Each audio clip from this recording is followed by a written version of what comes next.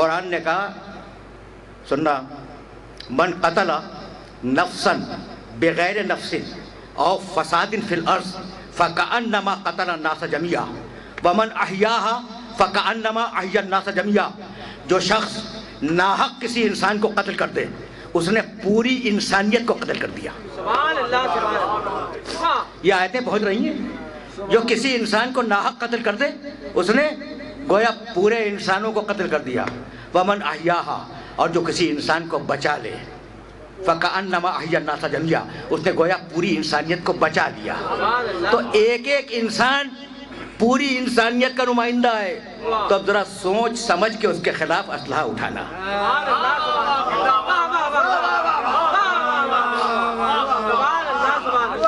میرے ساتھ یہاں تک آ گئے؟ اچھا تو اب آرام آرام سے سنتے چلو، بہت آرام سے. اور میں نے عرض کیا نا کہ ذرا میں رخ بدل کے بات کر رہا ہوں. دیکھو انسان کا احترام، اور اگر یہ احترام پہنچ گیا تو میں آگے بڑھ جاؤں گا یہیں سے.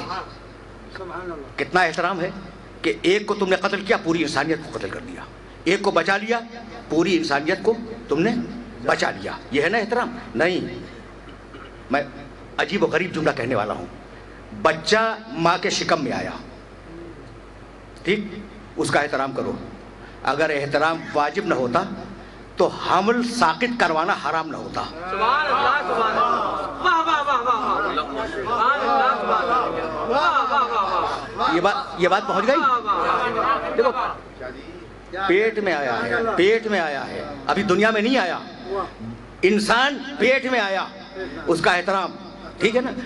یہی سبب ہے کہ ہماری فقہ اسلامی کتابوں میں اگر 6 ہفتے کا حمل ہے اور گروا دیا گیا نعوذ باللہ تو اس کی دیت اتنی ہے.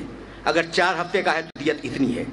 اگر 2 مہینے کا ہے تو دیت، یعنی پوری ڈیٹیلز موجود ہیں کتابوں کے اندر کہ حمل کو ساقط کروانے پر کفارہ کتنا لاگو ہوگا، ٹھیک ہے نا. اچھا تو یہ وہ ہے جو آ رہا ہے. یہاں تک ہم آ گئے. اس کا احترام کرو. جو آ رہا ہے دنیا میں، جو انسان آ رہا ہے اس کا احترام کرو. اچھا اب وہ آیا، اس نے زندگی گزاری اور اب وہ چلا گیا. اب تو مردہ ہے، اب تو کچھ بھی نہیں، مر گیا. وہ ختم کر دو. اب تو احترام ختم کرو، اس لیے کہ تم ہو افادیت پسند معاشرے کے. یہ جملہ میں نے کیا کہا؟ بہت عجیب و غریب گفتگو کر رہا ہوں، لیکن مجھے اپنی گفتگو پر اعتبار نہیں ہے، لیکن تمہاری سماعت پہ اعتبار ہے. کہ میں نے کہا کیا کہ تم ہو افادیت پسند معاشرے کے. بھائی سننا یہ جملہ سننا. بال پوائنٹ ہوتے ہیں نا، جب تک اس میں روشنائی ہے استعمال کرو، جب ختم ہو جائے اٹھا کے پھینک دو. رکھتے نہیں ہیں اسے، اٹھا کے پھینک دیتے ہیں. لائٹر جب تک اس میں ایندھن ہے، گیس ہے، اسے استعمال کرو، جب لائٹر ختم ہو گیا اٹھا کے پھینک دو. بھائی ایسا ہوتا ہے یا نہیں ہوتا؟ جب چیز بے مصرف ہو جائے، تو اسے رکھا نہیں جاتا، اسے اٹھا کے پھینک دیا جاتا ہے. یہاں تک میرے ساتھ آ گئے؟ وہ لوگ جو نبی کو لائٹر جیسا سمجھتے ہیں وہ آج بھی نبی کا احترام نہیں کرتے.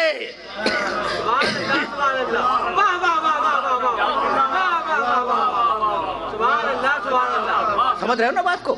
اچھا تو اب وہ انسان آیا، اس نے دنیا میں کام کیا، تمہیں فائدے پہنچائے، انسانیت کو فائدے پہنچائے، وہ چلا گیا.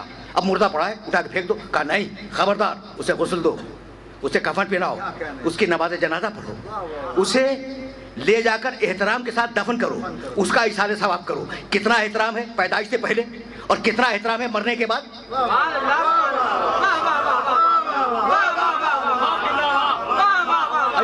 عجیب مرحلہ فکر ہے. کتنا احترام ہے پیدائش سے پہلے اور کتنا احترام ہے مرنے کے بعد. اور دوسری طرف خون انسان کی اتنی ارزانی کہ جسے چاہا فنا کی گھاٹ اتار دیا، جسے چاہا موت سے ہمکنار کر دیا. تو یہ 2 نظریات کا ٹکراؤ ہے. بھئی یہی لگنا تھا، تمہید اس جملے پہ ختم ہو رہی ہے. یہ نظریات کا ٹکراؤ ہے. اس نے کہا، اس نے کہ یہ آدم ہے، اسے سجدہ کر. یاد ہے بھئی؟ سب کو یاد ہے نا؟ دیکھو بزرگ تو جانتے ہیں، نوجوان دوستوں کے لیے اور بچوں کے لیے ایک مرتبہ یہ جملہ اور دہرا رہا ہوں. ایک طرف اتنا احترام، ٹھیک کہ پیدائش سے پہلے بھی احترام، انسان کے مرنے کے بعد بھی احترام، اور ایک طرف اتنی بے احترامی کہ جسے چاہے مار دو. یہی تو ہے نا، یہ نظریے کا ٹکراؤ ہے. ایسا کیوں ہے؟ یہ کیوں اگر سمجھ میں آ گیا تو تمہیں آج تشفی ہو جائے گی کہ یہ کیوں ہو رہا ہے. اگر یہ بات سمجھ میں آ گئی. پروردگار نے کہا آدم کو سجدہ کر، اس نے کہا نہیں کروں گا، یہ مٹی ہے، یہ مٹی ہے. اس نے کہا نہیں، اس میں میری روح ہے. سبحان اللہ. تو اب دو نظریے ہو گئے، ایک یہ کہ مٹی ہے، دوسرا یہ کہ روح ہے. اب جو مٹی سمجھے گا وہ قتل کرے گا، جو روح سمجھے گا وہ احترام کرے گا یا نہیں؟